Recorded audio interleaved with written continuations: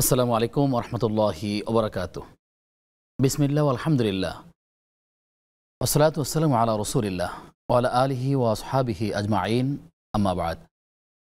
প্রিয় দর্শক শ্রোতা ভাই বোন, আপনাদের প্রত্যেককে স্বাগত জানাচ্ছি, সেই সাথে আমন্ত্রণ জানাচ্ছি নেক্সাস টেলিভিশনের সাপ্তাহিক অনুষ্ঠান, প্রতিদিনকার অনুষ্ঠান ইসলামী জীবন ও জিজ্ঞাসার আজকের পর্বে। প্রিয় দর্শক, আজ আমরা আলোচনা করতে চাই রোগীদের জন্য সুসংবাদ।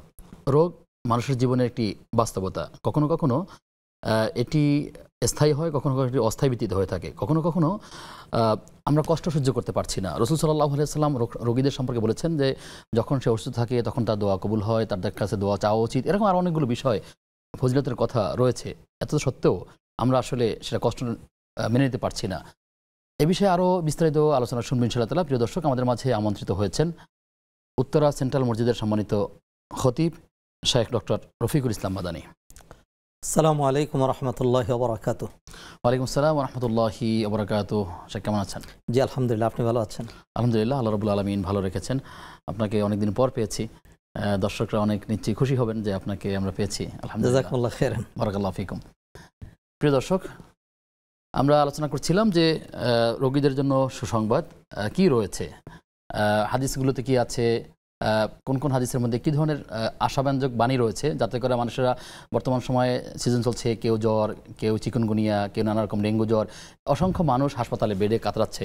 কিন্তু আসলে যারা আমরা সুস্থ আছি, আমাদের কী বা করণীয় রয়েছে, আমরা সে সম্পর্কে জানবার চেষ্টা করবো ইনশাআল্লাহ তাআলা। মোহতারাম, আপনি যেমন শুনলেন রোগীদের জন্য সুসংবাদ, যে হাদিসের আলোকে যদি শুরু করেন। আলহামদুলিল্লাহ, আসসালাতু ওয়াসসালামু আলা রাসূলিল্লাহি ওয়া বাদ। সময় ও বাস্তবতার সাথে মিলিয়ে সুন্দর বিষয়টি চয়ন করার জন্য আপনাকে এবং টিভি কর্তৃপক্ষকে ধন্যবাদ, সাধুবাদ জানাচ্ছি। বারাকাল্লাহু ফিক। আশা করছি আমাদের আলোচনা থেকে দর্শক শ্রোতা ভাই বোনেরা উপকৃত হবেন ইনশাআল্লাহ তাআলা। দেখুন, আমরা পৃথিবীতে থাকি, পৃথিবী জান্নাতও না জাহান্নামও না, শুধু সকল সুখের সমাহার জান্নাত, আর দুঃখ ছাড়া কিছুই নেই, সেটা হলো জাহান্নাম। পৃথিবী মানেই হলো সুখ দুঃখ দুইয়ের সমন্বয়, এটি থাকবেই, এইটাই সুন্নাতুল্লাহ, আল্লাহর সিস্টেম এটি। লান তাজিদ আলি সুন্নাতিল্লাহি তাবদিলা ওয়া লান তাজিদ আলি সুন্নাতিল্লাহি তাহবিলা। রোগ ব্যাধি মানুষের শরীর যেহেতু আছে, রোগ ব্যাধি থাকবে, তবে রোগ ব্যাধি কেন হয় এবং হলে করণীয় কি, সেটি হলো আমাদের মুখ্য বিষয়। জি। বুখারীর একটি সহিহ হাদিস, সেটি আমি উল্লেখ করছি। নবীজি সাল্লাল্লাহু আলাইহি ওয়াসাল্লাম বলছেন, মা ইউসিব আল মুসলিমা মিন নাসাবিন ওয়ালা ওয়াসাবিন ওয়ালা হাম্মিন ওয়ালা আযা ওয়ালা গাম ওয়া হাত্তা শাওকাতু ইশাকুহা ইল্লা কাফফারাল্লাহু বিহা মিন খাতায়া। লম্বা হাদিসটি শুনছিলেন। নবীজি বললেন, একজন মুমিন মুসলিমের যদি কোনো দুঃখ, দুর্দশা, টেনশন, দুশ্চিন্তা, এমনকি যদি একটা কাটাও বিধে, শরীরে একটু জ্বর আসে, একটু খারাপ লাগে, এর মাধ্যমে আল্লাহ সুবহানাহু ওয়া তাআলা তার গুনাহ মাফ করে দেন। নবীজি সাল্লাল্লাহু আলাইহি ওয়াসাল্লাম আরেকটা হাদিসের মধ্যে ইরশাদ করছেন, আশাদ্দুন নাসি বালাআন আল আম্বিয়া, সবচেয়ে কঠিন পরীক্ষার সম্মুখীন হতেন নবীগণ, সুম্মা সালিহুন, তারপরে নেককারগণ, সুম্মাল আমসালু ফাল আমসাল, তারপরে যার দিনদারি যেমন তাকে তেমন পরীক্ষা দেওয়া হয়। হাদিসের লাস্ট অংশে বলা হচ্ছে, ইবতালার রাজুলু বিহাসাবি দীনিহি, মানুষকে তার দিনদারির লেভেল অনুযায়ী তাকে রোগ ব্যাধি বালা মুসিবত দেওয়া হয়। ফাইন কানা ফি দীনিহি সলাবাতুন, যদি দিনদারি শক্ত হয় পরীক্ষাও শক্ত দেওয়া হয়। স্টুডেন্ট যদি এমএসসির হয়, নিশ্চয়ই প্রশ্নটা কঠিন হবে। আর স্টুডেন্ট যদি দ্বিতীয় শ্রেণীর হয়, তাহলে তো তার জন্য কঠিন করার কোনো সুযোগ নেই। ওয়া ইন কানা ফি দীনিহি রিক্কাতুন, আর দিনদারি যদি কচুর পাতার পানির মতো হয়, বেশি হালকা হয়, খুফফিফা আলাইহি, তাহলে তার পরীক্ষাটা হালকা করে দেওয়া হয়। আল্লাহ সুবহানাহু ওয়া তাআলা বান্দাকে পরীক্ষার মাধ্যমে, পরীক্ষা কাকে বলে, স্বর্ণ আগুনে পোড়ানো হয়, এর মাধ্যমে স্বর্ণের খাত সরিয়ে এটাকে পরে গলায় ঝোলানো হয়, এটা অলঙ্কার বানিয়ে। আল্লাহ সুবহানাহু ওয়া তাআলা পরীক্ষার জন্য আমাদেরকে সৃষ্টি করেছেন, বিপদ আপদের জন্যই। পৃথিবী এটা কুসুমাস্তীর্ণ কোনো বিছানার নাম নয়, যে পৃথিবীতে এসে আপনি শুয়ে থাকবেন, শুধু আরাম করবেন না। এখানে আপনার দুঃখ, দুর্দশা, কষ্ট, বিপদ আপদ, প্রতিবন্ধকতা, এর মধ্য দিয়ে আপনাকে চলে যেতে হবে। যারা পৃথিবীটাকে শুধুমাত্র সুখ সমৃদ্ধ মনে করে, তাদের তো আখিরাত নেই। কিয়ামতের দিন আল্লাহ সুবহানাহু ওয়া তাআলা বলবেন, ওয়া ইয়াওমা ইউরাদুল্লাযীনা কাফারু আলান নার আযহাবতুম তাইয়্যিবাতিকুম ফি হায়াতিকুম দুনিয়া ওয়াস্তামতা'তুম বিহা। এক শ্রেণীর মানুষকে আল্লাহ দাঁড় করায় দিবেন, তোমাদের যত অ্যাচিভমেন্ট প্রাপ্তি ছিল, সুখ সমৃদ্ধি, সব তো দুনিয়াতে ভোগ করা শেষ, ফালিয়াউমা তুজজাউনা আযাবাল হুন, আজকে তোমাদেরকে লাঞ্ছনা দেওয়া, শাস্তি দেওয়া হবে। আল্লাহ যখন মানুষকে বিপদ আপদ দেন, কাদেরকে বিপদ দেন, কঠিন বিপদ কাকে দেন? নবীজি আরেকটা হাদিসে বলছেন, ইন্না ইযামাল জাযাই মা ইযামিল বালা, পরীক্ষা যত বড় হয় পুরস্কার তত বড় হয়। ওয়া ইন্নাল্লাহা ইযা আহাব্বা কওমান ইবতালাহুম, আল্লাহ সুবহানাহু ওয়া তাআলা যাদেরকে পছন্দ করেন তাদেরকে বিপদ আপদ দিয়ে থাকেন। আপনি দেখবেন বাস্তব কথাই নবীজি যথার্থই বলেছেন, নবীরা সবচেয়ে কঠিন পরীক্ষার সম্মুখীন হতেন। সে তো মানুষেরা তো ধারণা করছে এরকম যে আমি এত আল্লাহর কাজ করি কিন্তু তারপরে আমার বিপদ কাটে না, অথচ যারা আল্লাহকে ডাকেই না তারা কত আনন্দে ঘুরে ঘুরে বেড়াচ্ছে। একেবারে স্পষ্ট নবীজি হাদিসে এটার অ্যান্সার দিয়ে দিয়েছেন। মুমিনকে আল্লাহ সুবহানাহু ওয়া তাআলা, যারা নবীন, সিদ্দিকিন, শুহাদা, সালেহিন, নেক আমলে ভালো, তাদের যে বিপদ আপদ, এটি হলো লিরাফঈ দারাজাতিহিম, তাদের মর্যাদা বৃদ্ধি করার জন্য। আমাদের মতো আমরা যারা ইমানদার, কি ধরনের ইমানদার? গুনাহগার ইমানদার, আমাদের যে বিপদ আপদ, এটা হলো লিতাকফির সাইয়্যাত, গুনাহ মাফ করার জন্য, গুনাহ মাফ করার জন্য। আর যারা নাকি কাফের, মুনাফিক, ওদেরকে যে বিপদ দেওয়া হয় সেটা হলো দুনিয়াতে যৎসামান্য শাস্তি ভোগ করানোর জন্য, বাকিটা তো থাকবেই। নবীজির হাদিসে স্পষ্ট করে দিয়েছেন যে একজন মুমিন যখন নেক আমল করে তখন এর সাথে তার জন্য কিছু বিপদ আসে। কেন আল্লাহ বিপদ দেন? কারণ আল্লাহ সুবহানাহু ওয়া তাআলার একটা টার্গেট আছে। যেমন ধরেন, আমি বলি, আপনি গাড়ি নিয়ে বেরিয়েছেন, আপনার টার্গেট হলো চট্টগ্রাম পৌঁছাতে হবে আপনার 6টার মধ্যে।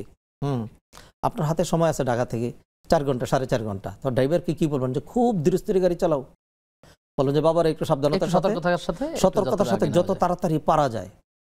আরো ছোট্ট উদাহরণ দিই, উট দৌড়, ঘোড়া দৌড়, ঘোড়ার গাড়ি, উটের গাড়ির দৌড় নিশ্চয়ই আপনারা দেখেছেন প্রতিযোগিতা।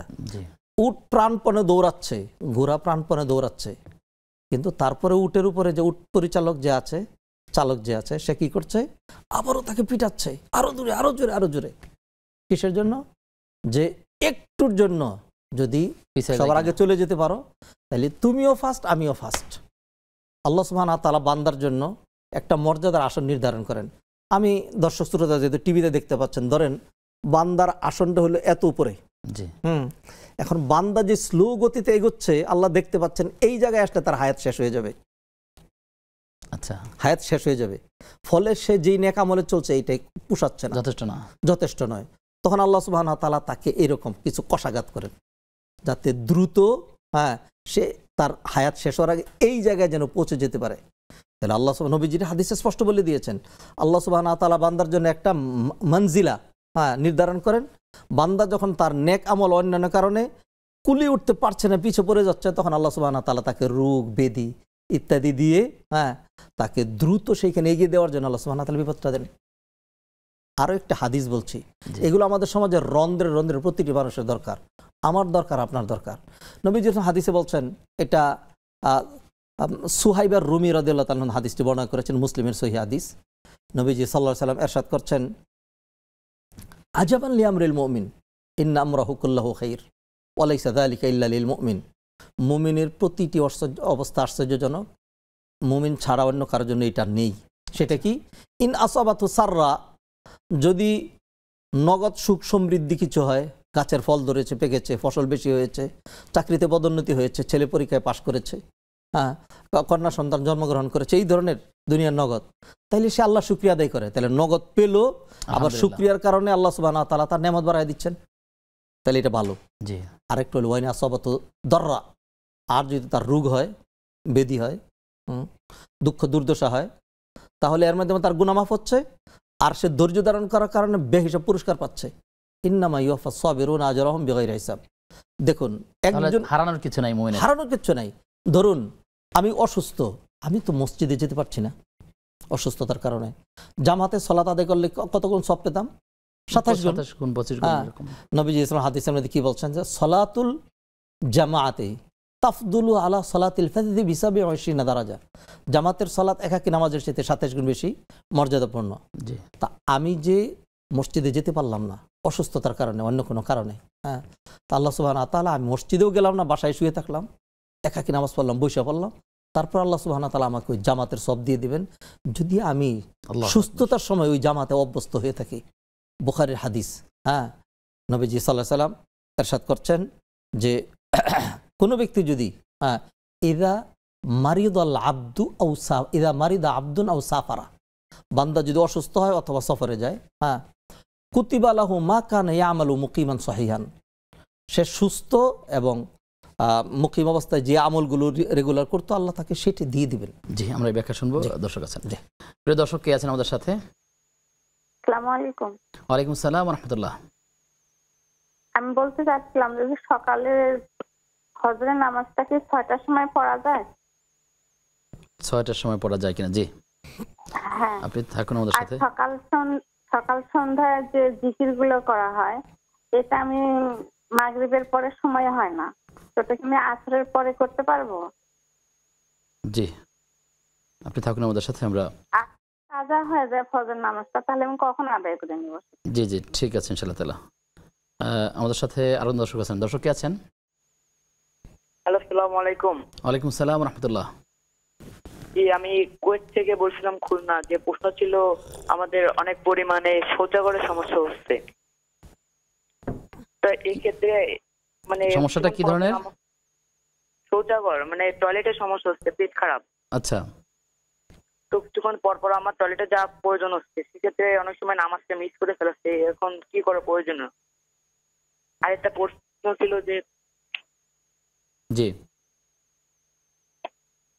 যে কেউ একজন প্রথমে আসক্ত হয়ে গেছে, এখন তার ক্ষেত্রে কোনো দোয়া, বিশেষ কোনো দোয়া আছে? আচ্ছা ঠিক আছে, আপনি থাকুন আমাদের সাথে, আমরা জানবার চেষ্টা করবো ইনশাআল্লাহ তাআলা। আপনি বলছিলেন যে হাদিসের কথাটা। জি, তা রোগব্যাধি আল্লাহ সুবহানাহু ওয়া তাআলা দেন, যে এটা আল্লাহ সুবহানাহু ওয়া তাআলা বান্দার কল্যাণে দেন, হয়তো তাকে ফিরানোর জন্য, পাপের কারণে দিয়ে থাকেন আমরা যেন ফিরে আসি। যাহরাল ফাসাদু ফিল বাররি ওয়াল বাহরি বিমা কাসাবাত আইদিন নাস লিইযিকাহুম বা'দাল্লাযী আমিলু লাআল্লাহুম ইয়ারজিউন, যেন আমরা ফিরে আসি। একটা। 2 নম্বর, আল্লাহ বলছেন ওয়ালা নাবলুওয়ান্নাকুম বিশাইইম মিনাল খাউফি ওয়াল জু'i ওয়া নাকসিম মিনাল আমওয়ালি ওয়াল আনফুসি ওয়াস সামারাত, পরীক্ষার পর পরীক্ষা আসবে, বিপদ আপদ আসবে। বাশশিরিস সাবিরিন, কাজ হলো ধৈর্য ধারণ করা, হ্যাঁ, আল্লাহর প্রতি সন্তুষ্ট থাকা, তাহলে আল্লাহ সুবহানাহু ওয়া তাআলা সন্তুষ্ট হবেন। তারপরে হলো রোগব্যাধি আল্লাহ সুবহানাহু ওয়া তাআলা দিয়ে থাকেন, হ্যাঁ, এটার মাধ্যমে আল্লাহ সুবহানাহু ওয়া তাআলা পরীক্ষা করার জন্য, বান্দাকে দেখার জন্য, এই পরীক্ষার জন্য আল্লাহ আমাদেরকে সৃষ্টি করেছেন। আল্লাযী খালাকাল মাউতা ওয়াল হায়াতা লিয়াবলুয়াকুম আইয়ুকুম আহসানু আমালা। বান্দা যেন ভুলে না যায়, মানুষ যখন সুস্থ সবল থাকে, খুব ভালো থাকে, আল্লাহর কথা অনেক সময় ভুলে যায়। আল্লাহ বিপদ দিয়ে বিছনা ফেলে দিয়ে দেখান, দেখরে মানুষের সাধারণত অভ্যাস বিপদে পড়লে ইবাদত করে, আর আল্লাহ সুবহানাহু ওয়া তাআলা দেখান যে তুমি কিন্তু স্বাধীন না, তোমার লাগাম কিন্তু আমার হাতে। তখন বান্দার কাজ হলো আল্লাহর দিকে ফিরে আসা, আল্লাহকে বেশি করে ডাকা, আল্লাহর কাছে আশ্রয় নেওয়া। অতএব বিপদ আপদ, দুঃখ দুর্দশা, রোগব্যাধি যেগুলো, সেগুলো আল্লাহ সুবহানাহু ওয়া তাআলা আমাদের জন্য লিখে রেখেছেন, হ্যাঁ, এবং এগুলি না হওয়ার নয়। হ্যাঁ, কোরআনে আল্লাহ নবীজি হাদিসে বলছেন ওয়া আলাম আন্নামা আসাবাক লাম ইয়াকুন লিউখতিআক, তোমার যা ঘটে গিয়েছে এটা না ঘটার ছিল না।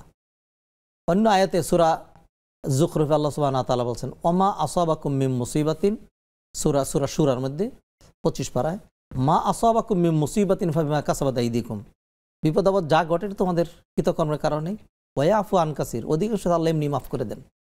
একটু একটু যৎসামান্য আল্লাহ সুবহানাহু ওয়া তাআলা দেখান, এর মাধ্যমে গুনাহ মাফ করার জন্য, একটু শাস্তি দিয়ে শেখানোর জন্য, ফিরিয়ে আনার জন্য, বান্দা যেন তওবা ইস্তেগফার বাড়িয়ে দেয়, বান্দা যেন আল্লাহর উপর ভরসা করে, বান্দা যেন আল্লাহকে ডাকে, হ্যাঁ, বিপদে পড়লে মানুষ আল্লাহর কথা স্মরণ করে, মানে ও আল্লাহ তুমি ছাড়া রক্ষাকারী আর কেউ নাই।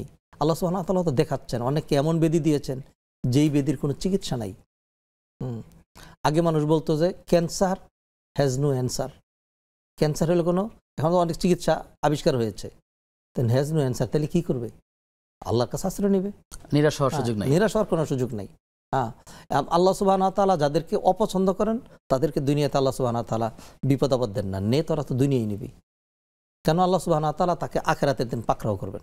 জি, এই বিষয়ে আরো কিছু কথা শুনবো আমরা, জি ইনশাআল্লাহ, বিরতির পরে। প্রিয় দর্শক, আপনারা দেখছেন বেকম্যানস বিস্কিটস নিবেদিত ইসলামী জীবন বিধানের আজকের পর্ব। সময় হয়েছে একটা বিরতির, ফিরছি কিছুক্ষণ পর, সাথে থাকুন।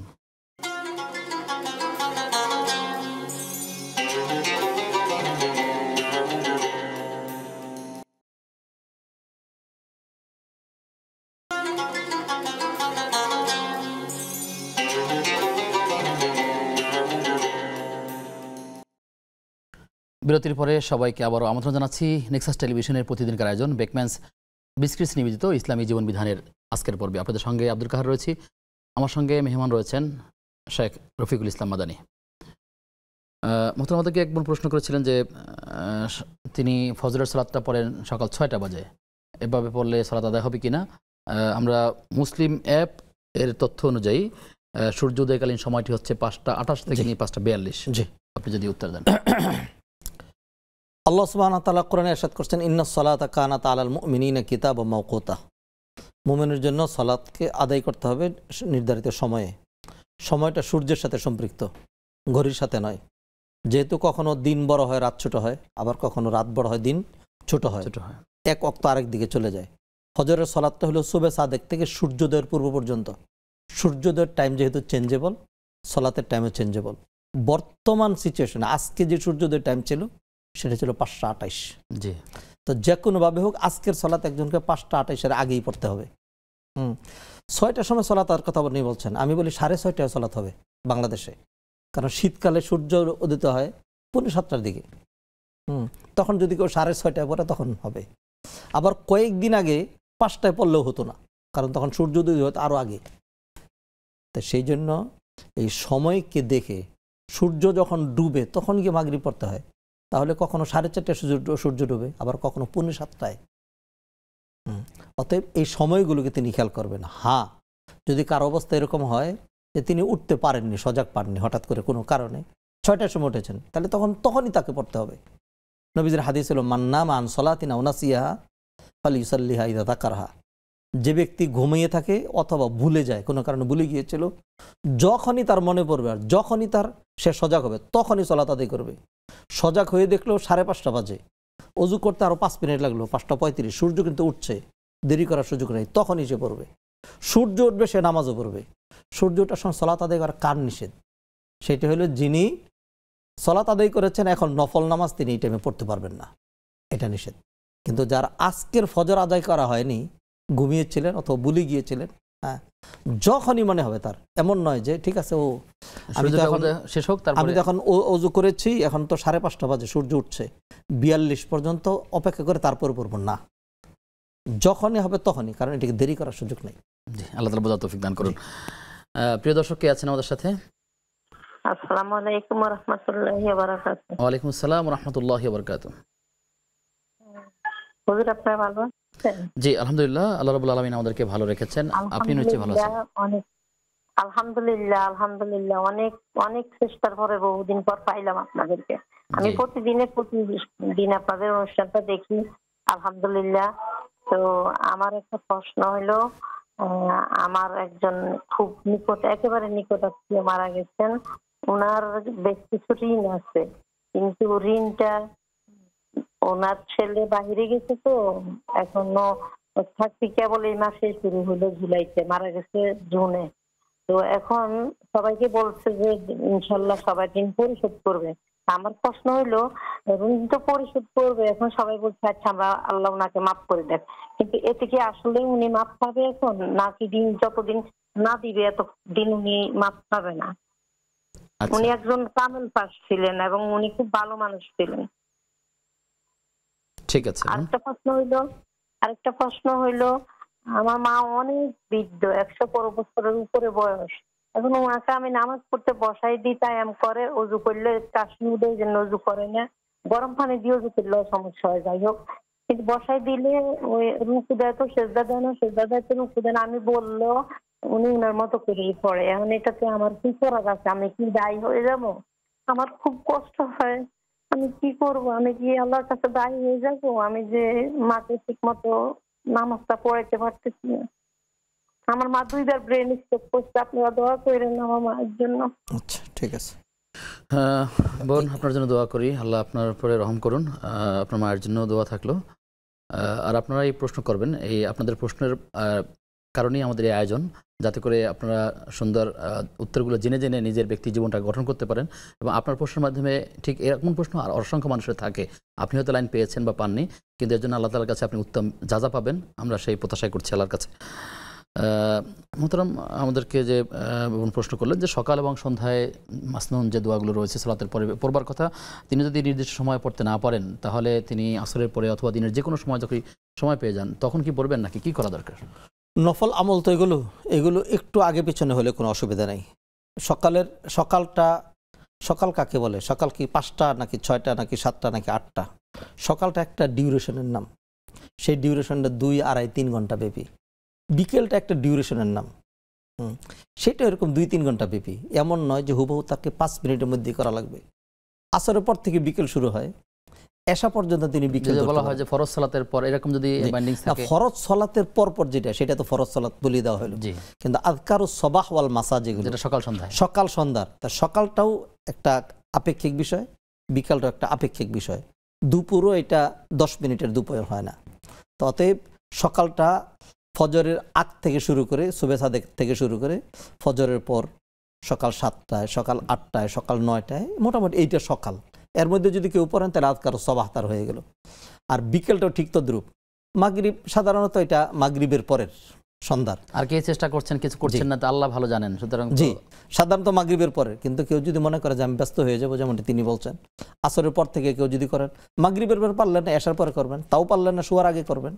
নফল আমল এগুলোর জন্য মোটামুটি একটু ফ্লেক্সিবিলিটি আছে আর কি। ফরজ নামাজের মতো না যে এই সময়ের মধ্যেই করতে হবে। জি জি, আশা করছি জবাব পেয়েছেন। আমাদেরকে দর্শক প্রশ্ন করেছিলেন যে তার বারবারই টয়লেটে যেতে হয় এবং তিনি অজু রাখতে পারছেন না, পবিত্রতা রাখতে পারছেন না। সেক্ষেত্রে সালাত আদায়ের ক্ষেত্রে আসলে তার কি করা দরকার? অনেক মুরব্বীদের ক্ষেত্রে এমন হয়, পেটের পীড়াটা এটা একটা কঠিন পীড়া, পেটের ব্যথা, পেটের পীড়া যেটা, তারপরে ডায়রিয়া, পাতলা পায়খানা। হ্যাঁ, এই জন্য নবীজি সাল্লাল্লাহু আলাইহি ওয়াসাল্লামের একটা হাদিস শোনাই দিচ্ছি। নবীজি বলছেন, আল মাফতুনু শাহিদুন। পেটের পীড়ায় আক্রান্ত হয়ে, ওই যে আগে ডায়রিয়ায় মানুষ মারা যেত যে, এটা নর্মাল মৃত্যু না, কিন্তু এটা শাহাদাতের মৃত্যু। আল্লাহ সুবহানাহু ওয়া তাআলা এই রোগ ব্যাধির মাধ্যমে ওনাকে মাফ করে দেন। যদি এরকম হয় যে উনি জামাত ধরতে পারছেন না, একাকী পড়বেন। হ্যাঁ, আর সলাতের জন্য তো খুব বেশি লম্বা সময় লাগে না। নিশ্চয়ই সারাক্ষণ টয়লেটে বসে থাকেন না, টয়লেট থেকে এসে অজু করে একাকী পড়ে নেবেন, যেহেতু ওনার সমস্যা, জামাত ধরতে পারছেন না। তো সলাতটা কোনোভাবেই ছাড়া যাবে না। প্রয়োজনে তিনি ফরজটা আগে পড়ে নেবেন, যাতে করে শুধু ফরজটাই পড়ে নেন তিনি, যেহেতু তিনি এখন অসুস্থ।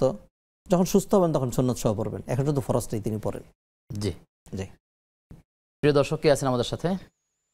আসসালামু আলাইকুম ওয়া রাহমাতুল্লাহ, জাযাকাল্লাহু খাইর। আরিফ। ওয়ালাইকুম আসসালাম ওয়া রাহমাতুল্লাহি ওয়া বারাকাতুহু। আমার প্রশ্ন হলো যে আমি জানতে যে আমরা যে ফরজ নামাজের পর যে 33 বার সুবহানাল্লাহ, 33 বার আলহামদুলিল্লাহ, 33 বার আল্লাহু আকবার পড়ে থাকি, জি, এখন এটাকে একসাথে পড়া যাবে? যেমন সুবহানাল্লাহ, আলহামদুলিল্লাহ, আল্লাহু আকবার, এভাবে করে পড়া যাবে? আচ্ছা আচ্ছা, নাকি এভাবে করে সুবহানাল্লাহ, সুবহানাল্লাহ, আলহামদুলিল্লাহ, আলহামদুলিল্লাহ? জি, আরেকটা প্রশ্ন। জি, রাসূলুল্লাহ সাল্লাল্লাহু আলাইহি ওয়াসাল্লাম বলতেন জীবনে বেশি বেশি দরুদ পড়ো, দরুদ ও সালাম পড়ো। তো এটাতে আমরা কি বৃহস্পতিবার রাত থেকে শুরু করতে পারি? জি জি, ঠিক আছে। আসসালামু আলাইকুম। ওয়ালাইকুম আসসালাম ওয়া রাহমাতুল্লাহি ওয়া বারাকাতুহু। আমরা যে আলোচনা ছিলাম শুরুতে, সেখানে আমরা বলছিলাম যে মুসলিমের জন্য অসুস্থতার কারণে আল্লাহ তাআলা তার রোগের ক্ষমা করে দেন, তার গুনাহ মাফ করেন, তাকে মর্যাদা বাড়িয়ে দেন। প্রশ্ন হচ্ছে যে যারা বিধর্মী, তারাও তো যখন রোগে আক্রান্ত হন, আল্লাহ তাআলা তাদেরকে সেই পুরস্কারটা কিভাবে দেন? মুসলিমদের জন্য হয় আমরা জেনে নিলাম, কিন্তু বিধর্মীরা আসলে তার রবের পক্ষ থেকে এই পুরস্কারটা পেতে পারেন কিনা বা পাবেন কিনা, বা কিভাবে পাবেন? আল্লাহ সুবহানাহু ওয়া তাআলা কোরআন বলছেন, ইন কুল্লু মান ফিস সামাওয়াতি ওয়াল আরদি ইল্লা আতির রহমানি আবদা। আসমান জমিনের সবাই আল্লাহর বান্দা। অন্য আয়াতে আল্লাহ বলেন, ওমা রব্বুকা বিযাল্লামিল লিল আবিদ। আল্লাহ তার কোনো বান্দার প্রতি এতটুকু জুলুম করবেন না। আখিরাতের অ্যাবসলিউট নাজাতের জন্য, মুক্তির জন্য ঈমান শর্ত। এইখানে ব্রডনেস দেখানোর আমাদের কোনো সুযোগ নেই। জান্নাত পেতে হলে ঈমান ছাড়া কোনো উপায় নেই। ঈমান যাদের নাই, তারা তারা তারা জান্নাতে যাবে না। এই আকীদায় যদি কেউ সন্দেহ পোষণ করে, তাহলে তারও ঈমান থাকবে না। আমার কোনো মুসলমান ভাই যদি মনে করেন যে হ্যাঁ উনি এত কট্টরপন্থা কেন, আমি তো এরকম মনে করি না, তাহলে আমি ভালো করে বলে দিচ্ছি, আপনি নতুন করে মুসলমান হতে হবে। এইটাই আকীদা, এইটাই সহি। যাদের ঈমান আছে তারা জান্নাতে যাবে, যাদের ঈমান আছে তারা জান্নাতে যাবে না। এবার আসুন, যারা অমুসলিম, তাদের মধ্যে যারা অসুস্থ হয়, তাদের অবস্থা কি হবে, তাদের এটার জন্য কি হবে? মুসলমানরা যেরকম একই মানের নয়, অমুসলিমরাও একই মানের নয়। মাদার তেরেসা, তার নেগেটিভ যা থাকুক সেগুলো আমি আলোচনা করছি না, যা মানে মানবতার জন্য নিজেকে অনেক যে অনেক অবদান রয়েছে, তার জাহান্নামটা আর জর্জ ডব্লিউ বুশ আমেরিকার ওই কালপিট, যেটা মুসলিম কান্ট্রিগুলোকে ছন্ন ছাড়া করে দিয়েছে, সারা বিশ্বে সন্ত্রাসবাদ সাপ্লাই দিয়েছে।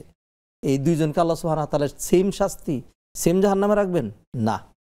আল্লাহ সুবহানাহু ওয়া তাআলা কাফেরদের ক্ষেত্রেও যারা নাকি ভালো কাজ করে, যারা ভালো মানুষ, এদেরকে আল্লাহ সুবহানাহু ওয়া তাআলা কিন্তু তারা অমুসলিম, সততা জি যাপন করে, জি জি আল্লাহ সুবহানাহু ওয়া তাআলা তাদেরকে অনেক সময় কিছু রিজিক কমায় দেন, কিছু রোগ ব্যাধি দেন, হ্যাঁ, দুঃখ দুর্দশা দিয়ে আল্লাহ সুবহানাহু ওয়া তাআলা তার আযাবটা কমিয়ে ফেলেন, আখিরাতে যেন তার আযাবের পরিমাণ কম হয়। নবীজি সাল্লাল্লাহু আলাইহি সাল্লামের চাচা আবু তালেব কাফের নয় কি? জি।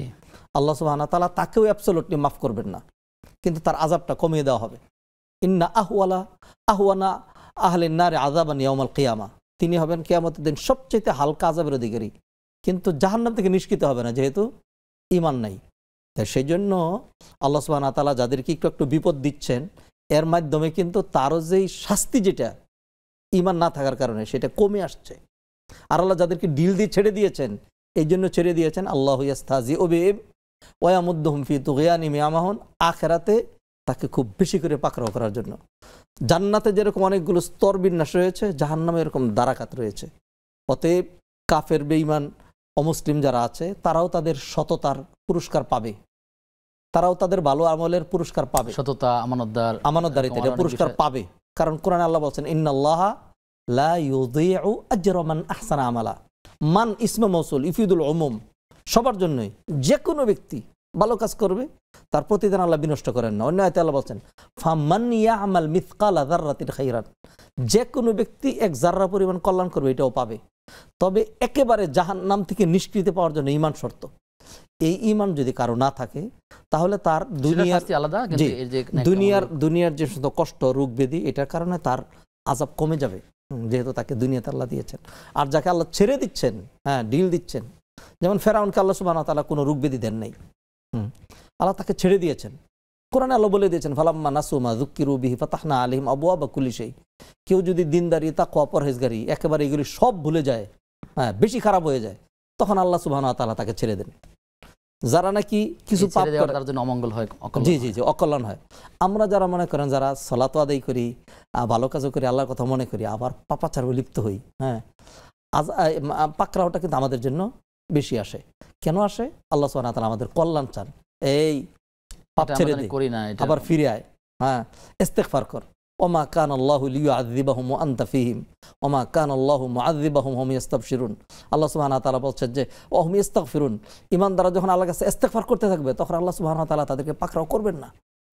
আল্লাহ সুবহানাহু ওয়া তাআলা আমার কল্যাণ চাইটা করেন। অতএব যে প্রশ্নটি করেছেন, তার ডাইরেক্ট জিস্ট অ্যান্সার যেটি, সেটা হলো অমুসলিমদের উপরও আল্লাহ সুবহানাহু ওয়া তাআলা এক জাররা পরিমাণ জুলুম করবেন না। যাদেরকে দুনিয়াতে বিপদ আপদ দিয়েছেন, রিজিক কমিয়ে দিয়েছেন, এটার কারণে আখিরাতে তার আযাব কম হবে। আর যাদেরকে আল্লাহ ছেড়ে দিয়েছেন, ডিল দিয়েছেন, আখিরাতে তার আযাব বেশি হবে।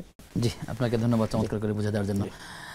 প্রিয় দর্শক, আপনারা দেখছেন বেকম্যানস বিস্কিটস নিবেদিত ইসলামী জীবন বিধান। সময় হয়েছে আবার একটা বিরতির, ফিরছি কিছুক্ষণ পর, সাথে থাকুন।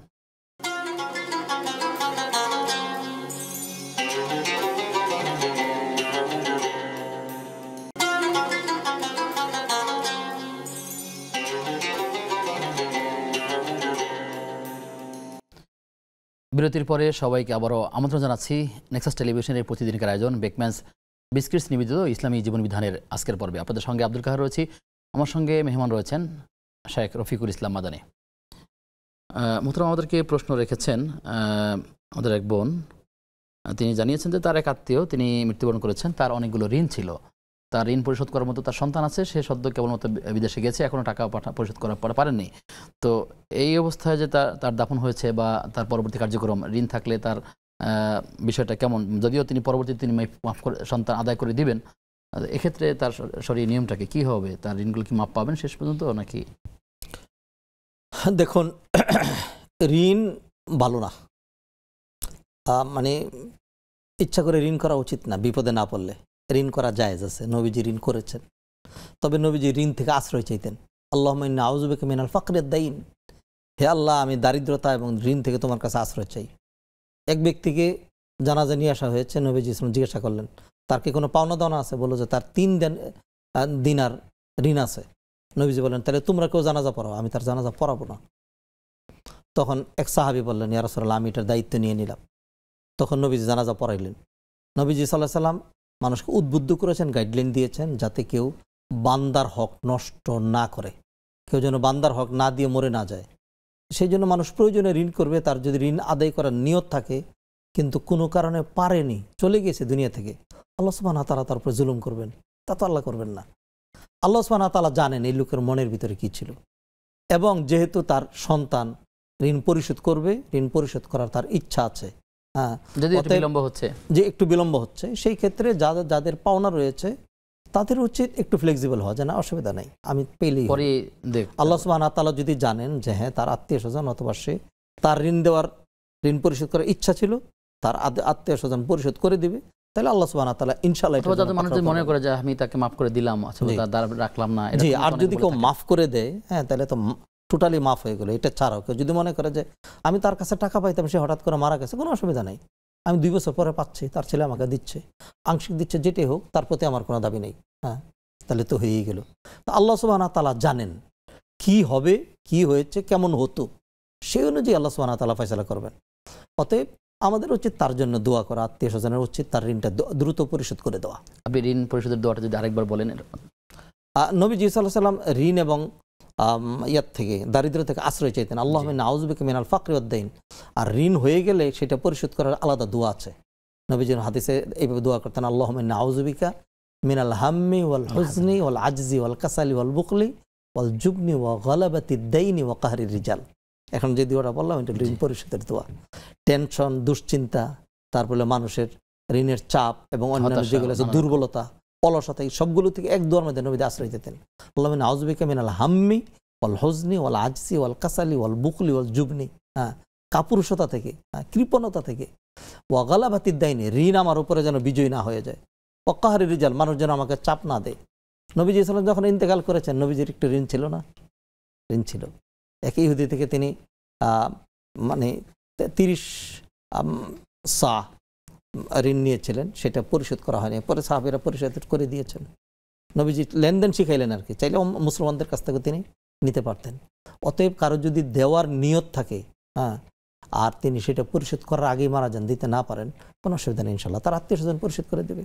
আল্লাহ সুবহানাহু ওয়া তাআলা জানেন বান্দার ইচ্ছা। যদি এরকম হয় যে তিনি নিয়েছেন না দেওয়ার জন্য, যেমন একটু প্রসঙ্গক্রম বলে দেই, আমাদের দেশের শিল্পপতিরা যারা, আমি দায়িত্বহীন ভাষায় উল্লেখ করছি, যারা ব্যাংকের হাজার হাজার কোটি টাকা নেয় এবং তাদের টার্গেট হলে আমি কেটে দেওয়ার জন্য নিচ্ছি, এই কয়েকটা কিস্তি দিবে, এরকম সেরকম করবে, তারপরে যাতে না দেওয়া লাগে, প্রয়োজনে গার্মেন্টসে জুটের মধ্যে আগুন লাগিয়ে দিয়ে 2-4টা মানুষও মরে যাক, এরপরে বলবে যে আমি ফল করেছি, আর দিবে না। এই ধরনের যারা দিল না ঋণ, এইটা আরেকজন হলো যে ছেলেকে পরীক্ষা দেওয়ানোর জন্য, মেয়েকে এক সেট কাপড় বানিয়ে দেওয়ার জন্য, একটু বাজার করার জন্য, একটু খাওয়ার জন্য, পেটের ক্ষুধা নিবারণ করার জন্য যিনি ঋণ করেছেন, হ্যাঁ, এই 2 ঋণ কি এক ঋণ? এক নয়, নিঃসন্দেহ নয়। অতএব যারা এইভাবে ঋণ করে, এইভাবে যদি কেউ 10টা মসজিদ বানান, অনেকগুলো হজ করেন, বড় লোকেরা তো এগুলি করেন, হ্যাঁ, আমি দায়িত্বহীন ভাষায় বলে দিচ্ছি, যতক্ষণ পর্যন্ত রাষ্ট্রের ব্যাংকের 18 কোটি মানুষের এগুলি পরিশোধ করা না হবে, তিনি 300 হজ করলেও নিষ্কৃতি পাবেন না, 300 করলেও না, 10টা মসজিদ করলেও না, 100 মাদ্রাসা করলেও না। এবং হারাম টাকা দিয়ে যারা এগুলি করে, মনে করে যে বহুত কিছু তো করছি, রাষ্ট্রের চাঁদাবাজি করে, এমনি করে সেমনি করে অনেক কিছু করেছে, এখন কিছু ভালো কাজ করি, হ্যাঁ, আল্লাহর রাস্তায় হারাম টাকা দিয়ে কেউ যদি সবের নিয়ত করে, প্রতিটা পয়সায়, প্রতিটা টাকায় তার ডাবল ডাবল গুনাহ হবে, সব হবে না। আল্লাহ তাআলা আমাদেরকে সঠিক দিন বুঝবার তৌফিক দান করুন। মোহতারাম, আমাদেরকে আরেক বোন প্রশ্ন করেছিলেন যে তার মা বৃদ্ধা, অসুস্থ, অনেক বয়স, তার এক উল্লেখ করেছেন তিনি সালাত আদায় করলে অনেক সময় বেখেয়ালি হয়ে যান, পবিত্রতায় তার সমস্যা হয়, অনেক ত্রুটি তার কথা উল্লেখ করেছেন। আসলে এই অবস্থায় করণীয়টা কি সন্তান হিসেবে? সব আছে, কোরআনের মধ্যে আছে, হাদিসের মধ্যে আছে। আল্লাহ সুবহানাহু ওয়া তাআলা বলেন, ওয়ামিনকুম মান ইউরাদ্দু ইলা আরযালিল উমর লিকাই লা ইয়ালামা মিন বাদি ইলমিন শাইআ। কাউকে এত বয়স আল্লাহ বাড়িয়ে দেন যে সে আর ডাইন বাম, হ্যাঁ, কয়টা রুকু, কয়টা সাজদা, কি করতে হবে না করতে, কিছু তার আর মনে থাকে না। তাকলিফ যেটা, এটাও তো একটা অসুস্থতা। শুনেন, তাকলিফ যেটি, হ্যাঁ, সেটা হলো বান্দার আকল এবং ব্রেইনের উপরে। 3 ব্যক্তির ব্রেইন এটা পারফেক্ট নয় বিদায় তার উপর থেকে কলম উঠিয়ে নেওয়া হয়েছে, তার বিরুদ্ধে কলম ধরা হয় না। রুফি আল কালাম আন সালাস, বাচ্চা ইমেচিউর, যেহেতু তার ব্রেইনের পরিপক্কতা আসেনি। ঘুমন্ত ব্যক্তি, যেহেতু তার ব্রেইন এখন কাজ করছে, জানে না সে কি করছে। পাগল ব্যক্তি, যেহেতু তার ব্রেইন সুশৃঙ্খল নয়। এই 3 ব্যক্তি যাই করুক, ঘুমন্ত অবস্থায় কাউকে গালি দিয়েছে, অথবা মনে করেন হঠাৎ করে ঘুমের মধ্যে কি স্বপ্নে দেখেছে, মেরেছে ঘুষি একটা, আরেকজনের নাক ভেঙে গিয়েছে, হ্যাঁ, এর উপরে কেসাস আসবে না, গুনাহ হবে না। হ্যাঁ, বাচ্চা কারো ক্ষতি সাধন করে ফেলেছে, বাবা সেইটার জরিমানা দিবে, কিন্তু এটার জন্য কোনো গুনাহ হবে না। তো এটা ঠিক এই 3 ব্যক্তির এটা যদি অবস্থা হয়, তাহলে যিনি এত বৃদ্ধ যে এখন আর তিনি মনে করতে পারেন না, তাইলে তার হুকুম তিনি ভুলে যাচ্ছেন। জি, তার হুকুম বাচ্চার মতো, সে তো একটা বাচ্চার চেয়েতেও অধম, মানে খারাপ অর্থে বলছি না, মানে একটা বাচ্চা যেটুকুন বুঝে, হ্যাঁ, বাচ্চা যেটুকুন বুঝে সে তো এটাই বুঝে, এটাও বুঝে না। হ্যাঁ, অতএব আল্লাহ সুবহানাহু ওয়া তাআলা তাকে পাকড়াও করবেন না। লা ইউকাল্লিফুল্লাহু নাফসান ইল্লা উসআহা।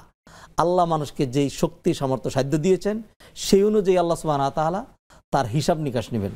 মনে করেন না যে একজন রাষ্ট্রপ্রধানের হিসাব আর একজন গ্রামের সাধারণ কুলি মজুরের হিসাব এক হবে না, ম্যান টু ম্যান আলাদা হবে, ম্যান টু ম্যান আলাদা হিসাব হবে। প্রত্যেককে according to his responsibility, his capacity, his power, his wealth, সবকিছু মিলে আল্লাহ সুবহানাহু ওয়া তাআলা হিসাব নেবেন। যার ব্রেন বেশি, একজন ডাক্তার, একজন ইঞ্জিনিয়ার, তার বুঝ, আর একজন গ্রামের হাবাগোবা, একজন ফকি কিংবা গবেষক কিংবা ইসলামিক স্কলার, জি, সবার প্রত্যেকে আল্লাহ সুবহানাহু আল্লাহ ভালো জানেন কাকে কি পরিমাণ ব্রেন দিয়েছেন, কতটুকু যোগ্যতা দিয়েছেন, কতটুকু রেসপন্সিবিলিটি। কুল্লুকুম রাইন ওয়া কুল্লুকুম মাসউলুন আন রাইয়াতিহি। নবীজি সাল্লাল্লাহু আলাইহি ওয়াসাল্লাম, তোমরা প্রত্যেকেই দায়িত্বশীল, দায়িত্বের পরিধি অনুযায়ী তোমাদেরকে আল্লাহর কাঠগড়ায় দাঁড়াতে হবে। আল্লাহ তাআলা সহজ করে দিক আমাদের জন্য।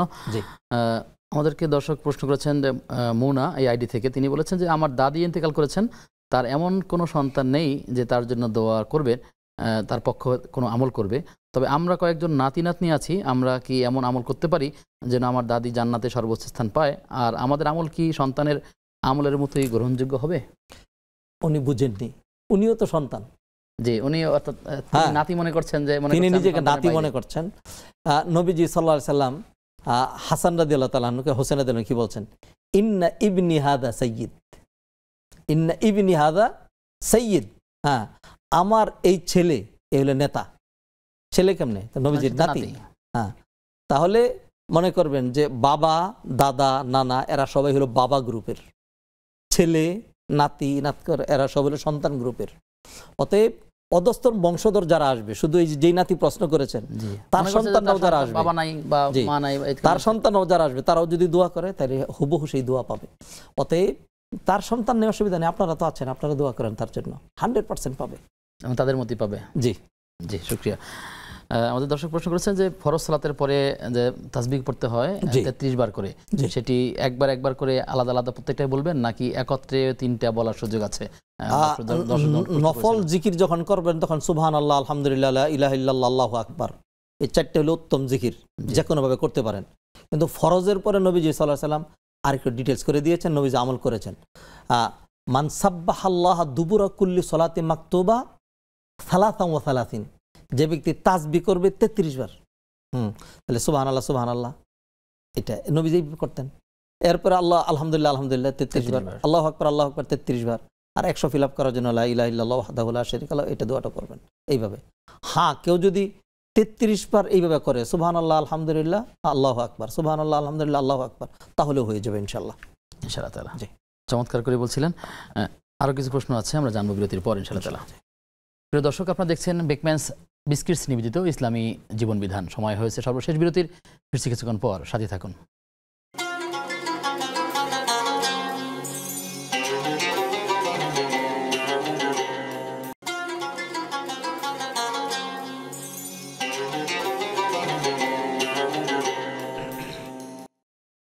বিরতির পরে সবাইকে আবারও আমন্ত্রণ জানাচ্ছি নেক্সাস টেলিভিশনের প্রতিদিনকার আয়োজন বেকম্যানস বিস্কিটস নিবেদিত ইসলামী জীবন বিধানের আজকের পর্বে। আপনাদের সঙ্গে আব্দুল কাহার রয়েছি, আমার সঙ্গে মেহমান রয়েছেন উত্তরা সেন্ট্রাল মসজিদের খতিব সম্মানিত মুফাসসির কোরআন শেখ রফিকুল ইসলাম মাদানী। মোহতারাম, আমাদেরকে প্রশ্ন করেছেন যে জুমাবারে বেশি বেশি দুরূদ পড়ার কথা হাদিসের মধ্যে রয়েছে। প্রশ্ন হচ্ছে, কেউ যদি বৃহস্পতিবার রাতে পড়েন তাহলে সেটা জুমাবার হবে কিনা? এই যে দুরূদের যে ফজিলতটা এবং সূরা কাহাফ পড়ার যে বিষয়টা, সেটা বৃহস্পতিবার সূর্য ডুবার পর থেকে এই ডিউরেশনটা শুরু হয়, এবং এমনকি শুক্রবারে মারা গেলে আলাদা যে একটা মর্যাদার কথা, এগুলি সব সহ এটা বৃহস্পতিবার সূর্য ডুবার পর থেকে শুরু করে একেবারে শুক্রবার রাত পর্যন্ত এর মধ্যে যখন করবেন তখন এই ফজিলত পাবেন তিনি ইনশাআল্লাহ তাআলা। প্রশ্ন করেছেন যে ফারহানা ইসলাম, তিনি বলেছেন যে কোরআনুল কারীমে উল্লেখ রয়েছে আল্লাহ যাকে ইচ্ছে হেদায়েত দান করেন, তো এই আয়াতের অর্থ কি আসলে? আল্লাহ সুবহানাহু ওয়া তাআলা কাউকে জোর করে হেদায়েত করেন না, জোর করে বিপদগামীও করেন না। আল্লাহ বান্দাকে স্বাধীনতা দিয়েছেন এবং দুটো বলে দিয়েছেন, এটা হেদায়েতের পথ, হ্যাঁ, এবং এটা হলো গুমরাহির পথ। সে যেটা ইখতিয়ার করবে আল্লাহ সেইটার তৌফিক দিয়ে দিবেন। এইটাই হলো আল্লাহর হেদায়েত দেওয়ার অর্থ। কেউ যদি ধরুন আপনি মসজিদে প্রবেশ করেছেন, এখন আপনি নামাজ না পড়ে বেরিয়ে যাবেন, ফেরেশতা আপনাকে ধাক্কা দিয়ে ধরবে না। মসজিদের সামনে দিয়ে একজন যাচ্ছিল, ফেরেশতা ধাক্কা দিয়ে তারা মসজিদের ভিতরে ঢুকাই দিবে না। কেউ মসজিদের ভিতরে যদি বসে মনে করে যে আমি এখানে মলমূত্র ত্যাগ করব, তবু ফেরেশতা সে বলবে না যে মসজিদ এটা করবে না। আল্লাহ স্বাধীনতা দিয়ে দেন। যে চুরি করে, যদি বলা হয় যে সে চুরি করেছে, আল্লাহ চায় নাই তার চুরি করাটা, আল্লাহ একদমই চায় নাই, এটা বলা যাবে না। আল্লাহ যেহেতু সে চুরি করবেই, সেই জন্য আল্লাহ তাকে শক্তি স্বাধীনতা দিয়ে দিয়েছেন। আল্লাহ চাইলে তার নার্ভগুলো মানে ডিল করে দিতে পারতেন, এগুলোকে বিকলাঙ্গ করে দিতে পারতেন, তাকে অকেজ করে দিতে পারতেন। সে যখন কদম দিয়ে যাচ্ছে, আল্লাহ সুবহানাহু ওয়া তাআলা যদি তখন তার কদমগুলিকে না উঠাই দিতেন, যেতে পারতো না, কিন্তু আল্লাহ সুবহানাহু ওয়া তাআলা দিলেন। এইটাই হলো আল্লাহর চাওয়ার অর্থ। অতএব কোনো ব্যক্তি যখন হেদায়েতের পথ ধরতে চায়, হ্যাঁ, আল্লাহ সুবহানাহু ওয়া তাআলা তার জন্য এটা সহজ করে দেন এবং আল্লাহ তার প্রতি খুশি থাকেন। আর যে ব্যক্তি হেদায়েত ধরতে চায় না, খারাপটাই ইখতিয়ার করবে, হ্যাঁ, তখন আল্লাহ সুবহানাহু ওয়া তাআলা ঠিক আছে, সে যেহেতু সেদিকে যাবেই, স্বাধীনতা দেওয়া হয়েছে, আর স্বাধীনতা খর্ব হয়, আল্লাহ তাকে সেটাই দেন, তবে আল্লাহ তার প্রতি রাগ করেন। জি, শেখ, একটি বিষয় আমাদের অনেকেই বলতে শোনা যায় যে আল্লাহর হুকুম ছাড়া একটা গাছের পাতাও নড়ে না। এই কথাটা আসলে ইসলামের সাথে সাংঘর্ষিক কিনা? কারণ হলো মানুষ অন্যায় করে, অপকর্ম করে, নানা বিষয় করে, যদি আল্লাহর হুকুমই থাকে, যদি আল্লাহ তাআলার নির্দেশনাই থাকে বা তার নির্দেশই হয়ে থাকে, তাহলে তো দায়টা তো আসলে ব্যক্তির উপর থাকে না। সেক্ষেত্রে কি বলবো? বিষয়টা আসলে এরকম না। এই কথাটা সহি, এটা একটা জিস্ট বক্তব্য যে আল্লাহর হুকুম ছাড়া গাছের পাতাও নড়ে না। কোরআনের আয়াতের ব্যাখ্যা এটা, আল্লাহ জানেন ইল্লা ইয়ালামুহা ওয়ালা হাববাতিন ফি যুলুমাতিল আরদি ওয়ালা রাতবিন ওয়ালা ইয়াবিসিন ইল্লা ফি কিতাবিন মুবিন। সেম এই বিষয়টা আমি এখন আলোচনা করেছি। ধরুন যে জিনা করলো, এখন সে যদি বলে যে আল্লাহ না চাইলে তো আমি জিনা করতে পারতাম না, হ্যাঁ, এরকম উদাহরণ কিন্তু আছে। এক ব্যক্তি উমর রাদিয়াল্লাহু তাআলার জমানায় সে চুরি করেছে, হ্যাঁ, তখন উমর রাদিয়াল্লাহু তাকে ধরে নিয়ে আসতে বললেন তার হাত কাটার জন্য। তখন সে বলল যে উমর, তুমি আল্লাহ যদি না চাইতো তাহলে চুরি করতে পারতাম? আল্লাহ চাইছি দেখে তো চুরি করছি, হ্যাঁ। তখন উমর রাদিয়াল্লাহু তাআলা বললেন কোনো অসুবিধা নেই, আল্লাহ চাইছে তুমি চুরি করছো, অসুবিধা নেই। আর আল্লাহ আমাকে বলে দিয়েছেন কেউ যদি চুরি করে তার হাত কেটে দিতে, তো সেই জন্য আমি তোমার হাত কেটে দিচ্ছি। আচ্ছা, তা সে তো তার জবাব পেয়ে গিয়েছে। অতএব বিষয়টা এটাই যে আল্লাহ সুবহানাহু ওয়া তাআলা যেহেতু বান্দার জন্য জান্নাত জাহান্নাম নির্ধারণ করেছেন, সেইখানে যদি আল্লাহ বান্দাকে বাধ্য করেন, তাহলে কে জান্নাতে যাবে, কে জাহান্নামে যাবে? এই জন্য আল্লাহ সুবহানাহু ওয়া তাআলার পক্ষ থেকে কোনো বাধ্যবাধকতা নেই। যদি এমন হইতো যে আল্লাহ আমাদেরকে জোর করে ঈমান দিয়েছেন, এখন আল্লাহ আমাদেরকে জান্নাতে দিচ্ছেন, আরেকদেরকে জোর করে ঈমান দেন নাই, তাদেরকে জাহান্নামে দিচ্ছেন, তাহলে বান্দার দোষ কোথায়? হ্যাঁ, অথচ আমাদের কৃতকর্মের কারণেই জান্নাত এবং জাহান্নামে যেতে হবে, আল্লাহর কারণে না। তাই সেই জন্য আল্লাহ সুবহানাহু ওয়া তাআলা কাউকে হেদায়েত করা অথবা কাউকে হেদায়েত না করা এবং আল্লাহর হুকুম হওয়া যেটা, সেটার ব্যাখ্যাটা বুঝতে হবে। সেটা হলো বান্দা যখন একান্তই কোনোটা করতে চান, তখন আল্লাহ সুবহানাহু ওয়া তাআলা তাকে সেটার জন্য ছেড়ে দেন। এটি হলো আল্লাহর চাওয়ার অর্থ। আল্লাহর চাওয়াটা দুই রকম, একটা হলো শারঈয়া, এগুলো আসলে টিভির আলোচনায় হবে না, এগুলোর জন্য আকীদার লম্বা চ্যাপ্টার লাগবে। একটা হলো শারঈয়া আর একটা হলো কাউনিয়া। শারঈয়া কোনটা? যেমন আল্লাহ সুবহানাহু ওয়া তাআলা বান্দাকে সালাত আদায় করতে বলেছেন, হ্যাঁ, তো আমরা যে সালাত আদায় করলাম আজকে জুমার নামাজ, এটা আল্লাহ চেয়েছেন এবং আল্লাহ খুশি হয়েছেন, এটা শারঈয়া। আর আল্লাহ চুরি করতে নিষেধ করেছেন, কিন্তু একজন চুরি করবেই, জিনা করতে নিষেধ করেছেন, একজন করবেই, আল্লাহ তখন তাকে ডিল দিয়ে দিয়েছেন। হ্যাঁ, এখন যদি জানেন সে কাজটা করবে, জি, এখন যদি এটা বলা হয় যে আল্লাহ চান নাই কিন্তু সে করেছে, তাইলে তারা কি বলবে জান নাস্তিকরা? তখন তারা বলবে যে বোঝা গেল যে এর শক্তি আল্লাহর চেয়ে বেশি। বিষয়টা এরকম হবে না। তো সে যে জিনা করতে চেয়েছে, এটা আল্লাহ চেয়েছেন, আল্লাহ কোনরকম চেয়েছেন, এটা হলো কাউনিয়া, অর্থাৎ সে যেহেতু করবেই, হ্যাঁ, আল্লাহ সেই জন্য তাকে এটা ছেড়ে দিয়েছেন, হ্যাঁ, কিন্তু আল্লাহ জন্য খুশি হন নাই। আল্লাহ যদি চাইতেন সে করতে পারতো না। আমি ছোট্ট উদাহরণ রাখতে হবে, যে আমি ছোট্ট একটা উদাহরণ দিচ্ছি। ইব্রাহিম আলাইহিস সালামের স্ত্রীকে নিয়ে ইব্রাহিম সালাম যাচ্ছিলেন সারাকে নিয়ে, তখন জালেম বাদশাহ সারাকে নিয়ে গেল জিনা ব্যভিচার করার জন্য। আল্লাহ সুবহানাহু ওয়া তাআলা ইব্রাহিম সালাম যেন কাশফা করে দিলেন, খুলে দিলেন, তিনি দেখতে পাচ্ছেন সারা আল্লাহকে ডাকছেন, নবীর স্ত্রী তো, হ্যাঁ, জালেম বাদশাহ এত সুন্দরী নারী আর পায় নাই। যখন তার দিকে হাত বাড়াচ্ছে, হ্যাঁ, তখন আল্লাহ সুবহানাহু ওয়া তাআলা তাকে বিকলাঙ্গ করে দিচ্ছেন, হ্যাঁ, চোখ মুখ ঘুরে দিয়ে হাত পা এরকম হয়ে আড়ষ্ট হয়ে বেহুশ হয়ে পড়ে যাচ্ছে। স্যার আবার দোয়া করছে, আল্লাহ তুমি তাকে মাইরো না। আবার হুঁশ ফিরে আবার চেষ্টা করছে, 3-3বার চেষ্টা করেছে এরকম। এরপরে বললো যে সর্বনাশ, যেটা আনছে এটা তো মানুষ, এটা জিন, এখান থেকে সরাও। হ্যাঁ, তো আল্লাহ সুবহানাহু ওয়া তাআলা যদি তাকে অন্য মহিলার উপরে সে যেরকম জিনা ব্যভিচার করতো ওরকম স্বাধীনতা দিয়ে দিলে কিন্তু সে সারার সাথে অপকর্ম করার চিন্তা করতে পারতো, মানে এগিয়েছিল, তো আল্লাহ দেন নাই। হ্যাঁ, তো এইখানে এটা হলো ব্যতিক্রম ধর্মী। আল্লাহ সুবহানাহু ওয়া তাআলা নবীর পত্নী হওয়ার কারণে ডাইরেক্ট হস্তক্ষেপ করে আল্লাহ এখানে থামিয়ে দিয়েছেন। আগুন ইব্রাহিমকে পুরাইতে পারে নাই, ডাইরেক্ট হস্তক্ষেপ করে থামিয়ে দিয়েছেন। ছুরি ইসমাইলের গলাকে কাটে নেই, আল্লাহ থামিয়ে দিয়েছেন। বিশাল পানি সাগর মুসা আলাইহিস সালাম তার উম্মতকে ডুবাইতে পারেন নাই, আল্লাহ রাস্তা করে দিয়েছেন। ফেরাউন বিশাল শক্তিশালী হওয়ার পরেও বাঁচতে পারে নাই, কারণ আল্লাহ এটা নির্দেশ দিয়ে তাকে ধ্বংস করে দিয়েছেন। আল্লাহর একটা সাধারণ নীতি, আর কিছু আছে ব্যতিক্রম, এক্সেপশনাল। আল্লাহ সুবহানাহু ওয়া তাআলা যখন কোনো ব্যক্তি জিনা করতে চায়, আপনি মনে করেন কোনো পুরুষ জিনা করতে গেল, আল্লাহ যদি না চায় সে 1000 চেষ্টা করে তো পারবে না। চাইলেই কি সব হয়? হবে না, সম্ভব না। আল্লাহ যদি তার চোখ মুখ ঘুরাই দেন, আল্লাহ তোকে মানে নিস্তেজ করে দেন, সবকিছু নিস্তেজ করে দিলেন, কিভাবে কি করবে সে? কিন্তু আল্লাহ সুবহানাহু ওয়া তাআলা তা করেন না, তাকে দিয়ে দিলেন, শাস্তি তো আছে আগে। তো সেইটাকেই বলা হয় যে এটা আল্লাহর হুকুমে হয়েছে, মানে সে যেহেতু করবে আল্লাহ সুবহানাহু ওয়া তাআলা সে অনুমোদন দিয়ে দিয়েছেন, যাও স্বাধীনতা দেওয়া হলো দুনিয়ায়, কিন্তু এটা শাস্তি হলো জাহান্নাম। আল্লাহ তাআলা আমাদেরকে ভুলগুলো ঠিক করে সঠিকটা গ্রহণ করার তৌফিক দান করুন।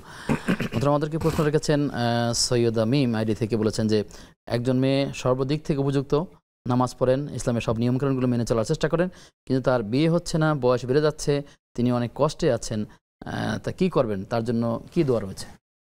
দোয়া করবেন, তিনি আল্লাহর কাছে দোয়া করতে থাকবেন, বাংলায় দোয়া করবেন, আল্লাহ তুমি আমার স্বামী মিলিয়ে দাও। রব্বানা হাব লানা মিন আজওয়াজিনা ওয়া যুররিয়াতিনা কুররাতা আয়ুন ওয়াজআলনা লিল মুত্তাকিনা ইমামা। এগুলো হলো কমন দোয়া। রব্বানা হাব লানা মিন আজওয়াজিনা ওয়া যুররিয়াতিনা কুররাতা আয়ুন ওয়াজআলনা, এগুলো রব্বি হাবলি মিন লাদুনকা যুররিয়াতান তাইয়্যিবা ইন্নাকা সামিউদ দুআ, এই দোয়াগুলো করবেন। আল্লাহ কোরআন বলছেন মিন কুল্লি শাইইন খালাকনা যাওজাইন, আমি সব কটা জিনিস জোড়ায় জোড়ায় সৃষ্টি করেছি, নিশ্চয়ই তারও জোড়া আছে। আমরা দোয়া করে দিচ্ছি আল্লাহ সুবহানাহু ওয়া তাআলা তার জন্য, আমাদের যাদেরই মেয়ে বড় হয়েছে আল্লাহ নেক পাত্রের ব্যবস্থা করে দেন, যাদেরই ছেলে বড় হয়েছে আল্লাহ সুবহানাহু ওয়া তাআলা তাদের জন্য নেক পাত্রীর ব্যবস্থা করে দেন। আল্লাহ অনেক সময় পরীক্ষা করেন, তো সেই জন্য আমাদের উচিত, আমরা যারা গার্ডিয়ান হয়েছি, ছেলে মেয়ে যখন বড় হয় সৎ পাত্র পাত্রী পেলে পাত্রস্থ করে ফেলা। অনেক সময় দেখা যায় যে পাত্রস্থ করছি না, বিলম্ব করার কারণে পরে আর পাত্র পাত্রী মিলে না, নিজেদের কৃতকর্মের কারণে কিন্তু এরকম হয়। আল্লাহ আমাদেরকে মাফ করেন। আমিন আমিন। জি মোহতারাম, আমরা অনুষ্ঠানের শেষের দিকে চলে এসেছি। রোগীদের জন্য সুসংবাদ আমরা এই আলোচনায় ছিলাম। রোগীদের দেখতে যাওয়ার ক্ষেত্রে তার জন্য কোনো হাদিয়া নেওয়া, এটা কী ধরনের কাজ কিংবা কি করা উচিত, এবং তার জন্য দোয়া চাওয়া বা দোয়া করা? আমরা হাসপাতালে দেখি অনেক অসুস্থ আছে, তার ওখানে গিয়ে দোয়া করে, এই ফরম্যাটটা আসলে কীরকম, কি করা উচিত?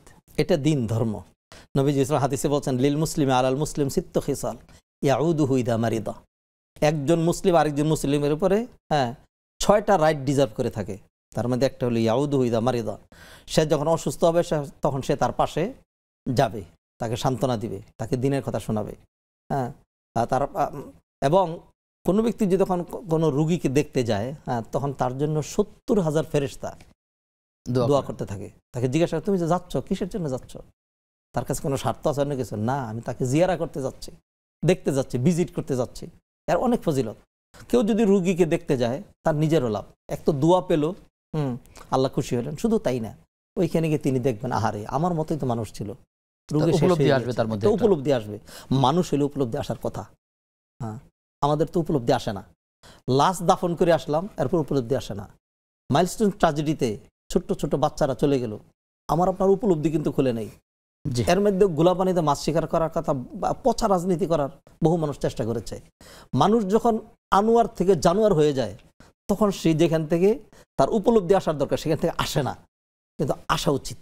জি, আপনি শেষ মুহূর্তে এসে এমন একটি বিষয় নিয়ে এসেছেন, আসলে সময়ের অভাবে আমরা কথা বলতে পারছি না। জি, আপনাকে ধন্যবাদ জানাই, থেকে বিদায় নিচ্ছি। জি, জাযাকাল্লাহ খাইরান, বারাকাল্লাহু ফিকুম। প্রিয় দর্শক, আপনারা দেখছেন বেকম্যানস বিস্কিটস নিবেদিত ইসলামী জীবন বিধান। আমরা আলোচনা করছিলাম রোগীদের জন্য সুসংবাদ কী কী রয়েছে। আমরা আল্লাহ তাআলার কাছে দোয়া করি আল্লাহ তাআলা যেন আমাদেরকেও সুস্থ রাখেন, যারা অসুস্থ আছে বিভিন্ন মেডিকেলে, বাসায়, আল্লাহ তাআলা সবাইকে সুস্থ রাখুন, আল্লাহ নিরাপদে চাদর দিয়ে ঢেকে রাখুন। এবং আমরা রোগী দেখার ক্ষেত্রে যে আমলগুলোর কথা শুনেছি, যে দোয়াগুলোর কথা শুনেছি, আল্লাহ তাআলা এগুলো আমাদেরকে ব্যক্তি জীবনে আমল করবার তৌফিক দান করুন। প্রিয় দর্শক, আজ এ পর্যন্তই। আগামী অনুষ্ঠান দেখবার আমন্ত্রণ জানিয়ে আজকের মতো বিদায় নিচ্ছি। আসসালামু আলাইকুম ওয়া রাহমাতুল্লাহি ওয়া বারাকাতুহু।